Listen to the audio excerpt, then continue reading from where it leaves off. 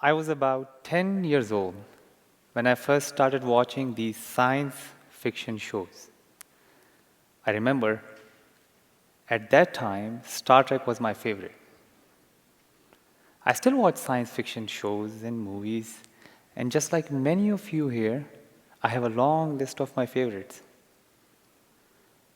But at the age of 10, watching these amazing, intelligent machines in these science fiction movies was an amazing experience.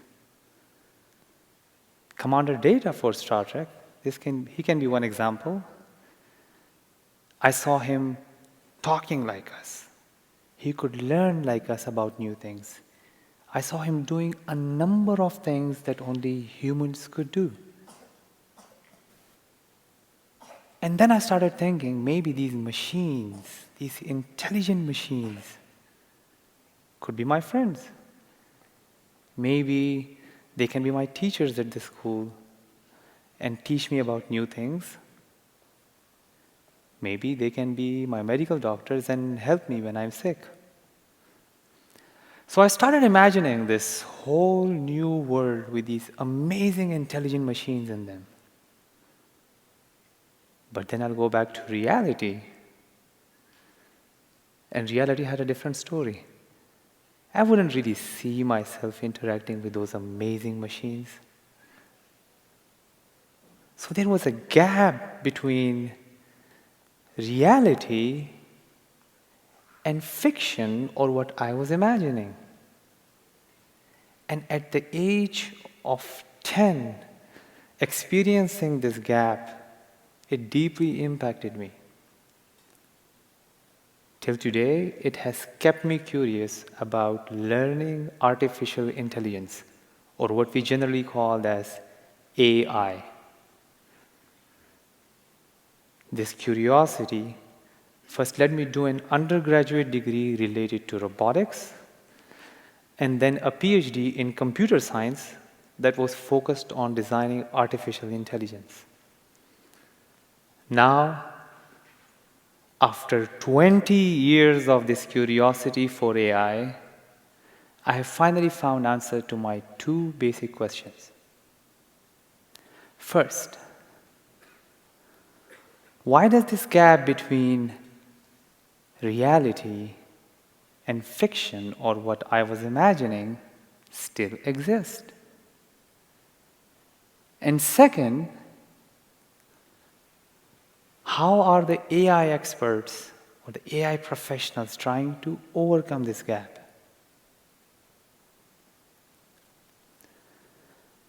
About 10 years ago, back in 2007, I started reading about these AI techniques and AI algorithms. I was curious about how these things really work. And I found out most of the successful AI algorithms just require two entities. They require some data, and they require a teacher to tell the AI what's inside that data. Let me give you an example. I'm showing some images over here. This could be the data for AI. But at this point, the AI does not understand what these images represent. The way AI sees these images is some bunch of numbers. To make sense out of these numbers, a human can act as a teacher and tell the AI these images contains a cat, a dog, and a car.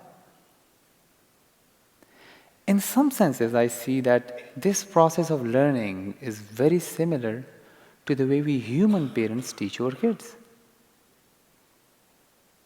Look at that cat. Look at this dog. That's my car over there. But in the context of AI, there is at least one main difference, and that's a very important difference. AI requires large volume of data to learn something that may be apparently very simple to humans.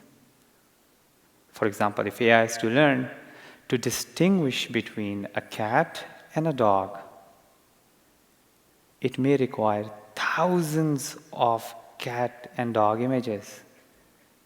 And then somebody also has to do that teaching task. Someone literally has to go through each image and tell the AI, this image contains a cat, and that image contains a dog, and so on for all the images. Now imagine if you have to train an AI for each small, everyday task.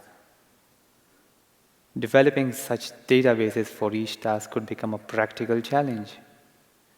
And I ran into these same issues during my PhD.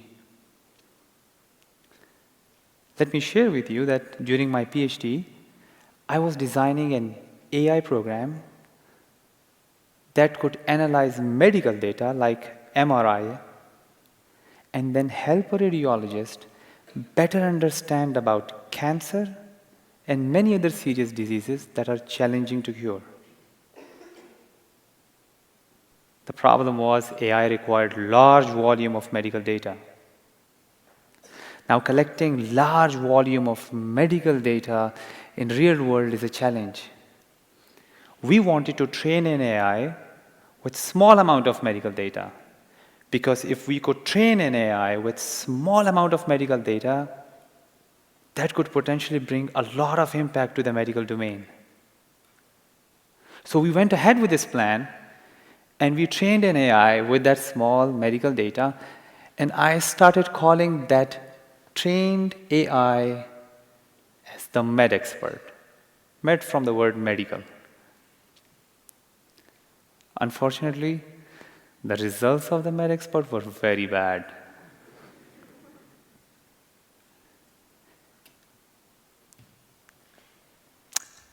At this point, I started thinking, how do we humans learn so efficiently?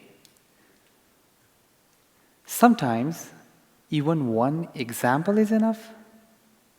For example, if I have to learn how an airplane looks like, I don't need 100,000 photographs of an airplane to learn that.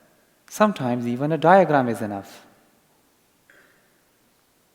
I started talking about that to people from different professions, and a neuroscientist told me that we humans, while learning something new, we also utilize the diverse set of previous knowledge that we have already learned. So if I already know how a bus looks like, it means that could potentially help me in quickly learning how a train looks like. If I know how a table looks like, that can help me in quickly learning how a chair looks like. Similarly, if I understand the difference between a cat and a cow, that can help me in quickly learning maybe the difference between a puppy and a horse. And at this point I realized maybe the MedExpert, my AI program that I just learned, it was only aware of the medical data. Maybe it requires a diverse set of knowledge while learning something new. So I went back to my computer and I changed my strategy. You know what I did next? I learned another AI program. And that AI program was supposed to learn about the general things like how an apple looks like, how a star looks like, how buildings look like, and about 200 different general concepts. Because these concepts were all general, I started calling this AI as the general expert. In the next step, I required the general expert to transfer its knowledge to the med expert. The med expert then goes again and tries to learn that same task, same medical task with limited medical data. Interestingly, the performance improves from previously 50% to 78%. That was amazing to see. What happened here? General expert and med expert are the two artificial experts here. General experts collaborated with the med expert. The diverse knowledge of general expert helped the med expert to improve on its task. In AI, we call this as transfer learning. I see this as a beautiful collaboration between two artificial experts. Later in my PhD, we further worked on the mathematical theory of these collaboration between artificial experts, and the performance further went up to about 90%. From this overall experience, I learned a number of things, and in a way, I also learned my answers to those two basic questions that I stated earlier. First, why is there a gap between reality and fiction, or what I was imagining? The answer is AI requires very large volume of data to reliably learn something new. And collecting large amount of data for every small task is a practical challenge. Second, how are the AI experts trying to overcome this gap? Many AI experts are using the concept of diversity and collaboration in the context of AI. So you can see that diversity and collaboration, these concepts are not just unique to human interactions, but even for these machines that we are learning, that are learning about our world with AI, these are of utmost importance. And these AI programs and techniques that we are training, they are aimed at helping us to better understand about cancer and many other serious diseases that are challenging to cure right now. With the success of such AI, potentially thousands of people could be saved in future.